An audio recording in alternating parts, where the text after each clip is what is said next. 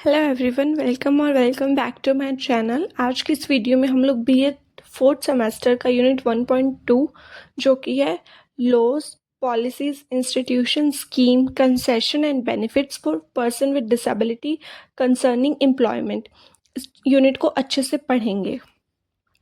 तो आज की इस वीडियो में हम लोग क्या क्या जानेंगे, लॉज के बारे में, पॉलिसीज़ के बारे में, इंस्टीट्यूशंस के बारे में, गवर्नमेंट की स्कीम, कंसेशन और एम्प्लॉयमेंट के बेनिफिट के बारे में जो पर्सन विद डिसेबिलिटी के लिए अवेलेबल है। ये टॉपिक एग्ज़ाम में काफ़ी इम्पॉर्टेंट है, तो चलिए शुरू करते हैं। सबसे पहले हम लोग बात करते हैं laws for person with disabilities के बारे में। इसके अंदर हम सबसे पहले देखेंगे कि लॉ क्या होता है। लॉ का मतलब है कानूनी नियम, जो कि हर इंसान को सबको फॉलो करने ही होते हैं। लॉ के आगे हर इंसान इक्वल है, भले उसका कोई भी पोस्ट हो, कुछ भी हो, सब इंसान को लॉ फॉलो करना ही होता है। लॉ सबके लिए सेम होता है। अब गवर्नमेंट ने पर्सन विद डिसेबिलिटीज़ के राइट को प्रोटेक्ट करने के लिए कुछ लॉज बनाए हैं, जिसके अंदर आता है rights of person with disabilities, RPWT act 2016। ये इम्पॉर्टेंट है, बहुत ज़्यादा इम्पॉर्टेंट है डिसेबिलिटी के एरिया में। इंडिया के अंदर सबसे इम्पॉर्टेंट डिसेबिलिटी लॉ यही है। इस लॉ का पर्पस है कि पर्सन्स विद डिसेबिलिटीज़ को एजुकेशन, एम्प्लॉयमेंट, सोसाइटी के अंदर इक्वल अपॉर्चुनिटीज़ मिल सके। इसके मेन फीचर क्या है? इक्वलिटी का आधार, कि हर इंसान को इक्वल अधिकार मिलने चाहिए, डिस्क्रिमिनेशन से प्रोटेक्शन होनी चाहिए, एक्सेसिबल इन्वायरमेंट, कि एक डिसेबल को जैसा इन्वायरमेंट चाहिए उसको वैसा इन्वायरमेंट प्रोवाइड कराया जाए। जो डिसेबल इंसान है वो इन्वायरमेंट के अकॉर्डिंग चेंज नहीं होगा, बल्कि हमें इन्वायरमेंट को चेंज करना पड़ेगा उस इंसान के अकॉर्डिंग। एजुकेशन और एम्प्लॉयमेंट के अंदर अपॉर्चुनिटीज़ मिलनी चाहिए। स्किल डेवलपमेंट और वोकेशनल ट्रेनिंग होनी चाहिए उसके लिए। एग्जाम्पल है, एक हियरिंग इम्पेयर्ड कैंडिडेट है, वो किसी गवर्नमेंट जॉब के लिए एलिजिबल है और वो अप्लाई करता है, तो फिर हम लोग उसके साथ सिर्फ इस बेसिस पे डिस्क्रिमिनेशन नहीं कर सकते हैं कि वो हियरिंग इम्पेयर्ड है। अगर वो इंसान जितनी भी चीज़ें चाहिए होती हैं उन सबको क्वालिफाई कर रहा है, एग्ज़ाम क्वालिफाई कर रहा है, तो हमें उसको वो सीट देनी पड़ेगी। अब हम लोग बात करते हैं इसकी पॉलिसीज़ के बारे में। पॉलिसीज़ का क्या मतलब होता है? पॉलिसीज़ होती है गवर्नमेंट की प्लानिंग, जो कि एक गवर्नमेंट ने प्रॉपर प्लान बनाया होता है। जो गवर्नमेंट है वो डिसेबिलिटी को इंक्लूजन के लिए, मतलब डिसेबिलिटी को जोड़ने के लिए नॉर्मल लोगों से उसके लिए पॉलिसीज़ बनाती है। National policy for person with disabilities, इस पॉलिसी का क्या एम है? एजुकेशन को इम्प्रूव करना, स्किल डेवलपमेंट करना, एम्प्लॉयमेंट के लिए अपॉर्चुनिटीज़ देना, सोशल इंक्लूजन मतलब कि समाज के अंदर उन लोगों को जोड़ना, इंडिपेंडेंट लिविंग, वो लोग खुद अकेले रह सकें, उसके लिए उनको इतना तैयार करना। एग्जाम्पल के लिए, अगर किसी स्टूडेंट को कंप्यूटर डिज़ाइनिंग के अंदर इंटरेस्ट है, तो गवर्नमेंट है वो उसके लिए कंप्यूटर ट्रेनिंग प्रोग्राम को ऑर्गेनाइज कर सकती है। अब हम लोग बात करते हैं इंस्टीट्यूशंस की। इंस्टीट्यूशंस मतलब संस्थान। इंस्टीट्यूशन का मतलब होता है ऑर्गेनाइजेशन, जो ट्रेनिंग को सपोर्ट प्रोवाइड करती है। अब हम बात करते हैं इंपॉर्टेंट इंस्टीट्यूशंस की, कौन कौन से हैं। नेशनल इंस्टीट्यूशंस होते हैं, उसके बाद RCI है हमारा, national career service centre for differently abled है। उसके बाद आता है स्किल डेवलपमेंट सेंटर, जहाँ पे अलग अलग तरह के स्किल डेवलपमेंट किए जाते हैं। जो सबसे पहले नेशनल इंस्टीट्यूशंस होते हैं वो डिफरेंट डिसेबिलिटीज़ के लिए स्पेशल ट्रेनिंग और रिसर्च प्रोवाइड करते हैं। फिर उसके बाद में आता है RCI, rehabilitation council of India. ये स्पेशल एजुकेटर्स और रिहैबिलिटेशन प्रोफेशनल्स की ट्रेनिंग और रजिस्ट्रेशन का काम करता है। और फिर हम लोग बात करते हैं national career service centres for differently abled. ये सेंटर्स पर्सन विद डिसेबिलिटी को करियर गाइडेंस और एम्प्लॉयमेंट असिस्टेंस प्रोवाइड करते हैं।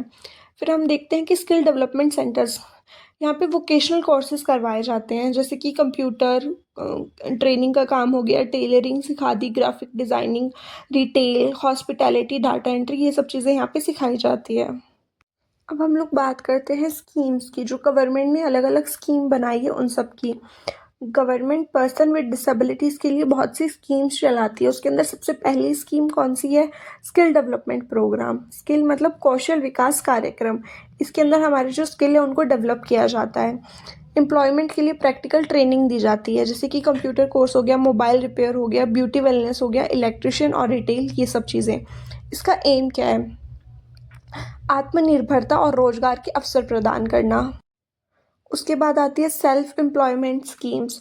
गवर्नमेंट लोन और फाइनेंशियल असिस्टेंस प्रोवाइड करती है। एग्जाम्पल, कोई लोकोमोटर डिसेबिलिटी वाला स्टूडेंट है, अब वो टेलरिंग की शॉप खोलना चाहता है, तो गवर्नमेंट उसको या तो लोन दे देगी या सब्सिडी दे देगी। इसके अंदर जो गवर्नमेंट है वो उन लोगों के लोन पास करता है। फिर उसके बाद आता है एंटरप्रेन्योरशिप सपोर्ट। इसके अंदर कोई भी अगर डिसेबल है, वो अपना बिजनेस स्टार्ट करना चाहता है, तो उसको गाइडेंस दी जाती है और उसको ट्रेनिंग दी जाती है। उसको जितना भी एक अपना बिजनेस शुरू करने के लिए सपोर्ट लगता है वो सब दिया जाता है। फिर उसके बाद आता है स्कॉलरशिप से रिलेटेड स्कीम्स। इसके अंदर प्रोफेशनल और वोकेशनल एजुकेशन के लिए फाइनेंशियली उनको सपोर्ट दिया जाता है। फिर हम लोग उसके बाद आते हैं कंसेशन पे। कंसेशन मतलब रियायतें, कि उनके लिए क्या क्या छूट की गई है। कंसेशन का मतलब होता है कि स्पेशल फैसिलिटीज़ या relaxation. Government person with disabilities को बहुत सारी रियायतें देती है, बहुत सारी छूट देती है। वो क्या क्या है? एज से रिलेटेड छूट देती है, एग्ज़ाम के अंदर एक्स्ट्रा टाइम देता है, जहाँ ज़रूरत होती है वहाँ उनको स्क्रिप्ट फैसिलिटी भी देती है। मतलब कि अगर कोई इंसान लिख नहीं सकता या विजुअल इम्पेयर्ड वाला है, तो उसके लिए एक राइटर की भी वो हेल्प प्रोवाइड करते हैं। फिर उसके बाद आता है ट्रैवल कंसेशन, कि उसके आने जाने का जो खर्चा लगता है वो भी देते हैं। असिस्टिव डिवाइसेस, अगर कोई लोकोमोटर डिसेबिलिटी वाला है तो उसको व्हील चेयर और वो सब चीज़ें दी जाती है। और रिजर्वेशन, इनका गवर्नमेंट जॉब के अंदर अलग से रिजर्वेशन होता है। सबसे पहले देखें तो इसके अंदर उनको रिजर्वेशन मिल जाता है। गवर्नमेंट जॉब के अंदर पर्सन विद डिसेबिलिटीज़ के लिए अलग से रिजर्वेशन होता है। इक्वल अपॉर्चुनिटी, हर कैंडिडेट को फेयर चांस मिलना चाहिए, इसलिए उनको इक्वल अपॉर्चुनिटीज़ में मिलती है। फिर वर्क प्लेस एक्सेसिबिलिटी, ऑफिस के अंदर रैम्प्स होते हैं, लिफ्ट्स होते हैं, एक्सेसिबल टॉयलेट्स होते हैं और भी असिस्टिव टेक्नोलॉजी होती है, जो सारी की चीज़ें अवेलेबल होनी चाहिए उनके लिए। फिर आता है reasonable accommodation.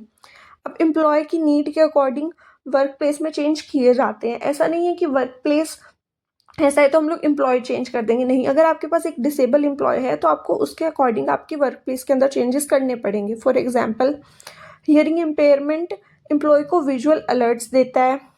Visual impairment employee को स्क्रीन रीडर सॉफ्टवेयर प्रोवाइड किए जाते हैं। अगर कोई लोकोमोटर डिसेबिलिटी वाला है तो उसको व्हील चेयर, रैम्प, ये सब चीज़ें प्रोवाइड की जाती है। उसके बाद आता है वोकेशनल रिहैबिलिटेशन। इन लोगों को ट्रेनिंग दी जाती है ताकि जो पर्सन है वो सक्सेसफुली जॉब कर सके। अब हम लोग देखते हैं कि पर्सन विद डिफरेंट डिसेबिलिटीज़ के लिए हम लोग किस तरीके से चीज़ें कर सकते हैं। जो विजुअल इम्पेयरमेंट का बच्चा होगा उसके लिए स्क्रीन रीडर का यूज़ किया कर सकते हैं, ब्रेल, ऑडियो लर्निंग एड्स या कंप्यूटर ऑपरेटर। हियरिंग इम्पेयरमेंट के इंसान के लिए graphic designing, tailoring, data entry, printing, sign language support, ये सब चीज़ें। फिर जो लोकोमोटर डिसेबिलिटी का होगा उसके लिए office work, graphic designing, computer programming, online work. Intellectual disability वाले के लिए packaging, bakery, gardening, paper bag making, house keeping, ये सब चीज़ें हो सकती है। अब तक मैंने आपको जो भी यूनिट 1.2 के अंदर था मैंने अच्छे से एक्सप्लेन कर दिया। अब हम लोग इसका एक क्विक रिवीजन लेते हैं। लॉज होते हैं वो राइट प्रोवाइड करते हैं, ठीक है, कि हर इंसान लॉ के आगे इक्वल है, सबके इक्वल राइट्स है। पॉलिसीज़ है वो प्लानिंग करती है। इंस्टीट्यूशन ट्रेनिंग और गाइडेंस देता है। जो गवर्नमेंट की स्कीम्स है वो एम्प्लॉयमेंट को सपोर्ट करती है। कंसेशन है वो स्पेशल फैसिलिटीज़ देता है डिसेबल के लिए। फिर उसके बाद आता है एम्प्लॉयमेंट बेनिफिट और इक्वल अपॉर्चुनिटीज़ मिलती है। रिजर्वेशन इंश्योर करता है इस बात को कि उन लोगों को इक्वल अपॉर्चुनिटी मिले और एम्प्लॉयमेंट के अंदर बेनिफिट भी मिले। अब इसके इंपॉर्टेंट कीवर्ड्स कौन कौन से? RPWD एक्ट 2016, ये एक्ट आप एक बार अच्छे से पढ़ लेना, क्योंकि इस एक्ट को भी अगर आप इसी क्वेश्चन के अंदर बना के लिखते हो तो आपको मार्क्स मिल जाएंगे। इक्वल अपॉर्चुनिटी आपको मेंशन करना ही है जहाँ पे भी करो। उनके रिजर्वेशन की बात करनी है आपको। वोकेशनल रिहैबिलिटेशन के बारे में बात करनी है आपको। स्किल डेवलपमेंट से रिलेटेड लिखना है आंसर के अंदर। Employment, accessibility, reasonable accommodation, self employment, inclusive work place, आपको ये सारी चीज़ें अपने आंसर के अंदर मेंशन करनी है जिससे कि आपको अच्छे मार्क्स मिल सके। अब इम्पॉर्टेंट क्वेश्चन क्या क्या आ सकते हैं? RPWD एक्ट क्या होता है, कंसेशन का मीनिंग क्या होता है, ये आपके 2 मार्क्स वाले क्वेश्चन में आ सकते हैं। फिर आता है 5 मार्क्स का क्वेश्चन, इसके अंदर आ सकता है कि पर्सन विद डिसेबिलिटीज़ के लिए गवर्नमेंट स्कीम्स कैसे बनी हुई है, उनको एक्सप्लेन कीजिए, कौन कौन से स्कीम्स है, एम्प्लॉयमेंट के बेनिफिट्स लिखिए और फिर 10 मार्क्स के क्वेश्चन के अंदर आपसे laws, policies, institutions, schemes, concession, employment सब के बारे में डिटेल में एक्सप्लेन कर दीजिएगा आप। 10 मार्क्स का क्वेश्चन आएगा तब। वोकेशनल रिहैबिलिटेशन में गवर्नमेंट का क्या रोल है वो सब चीज़ें भी अच्छे से एक्सप्लेन कर देना। आज की वीडियो में हमने यूनिट 1.2 को कंप्लीट डिटेल में समझ लिया है।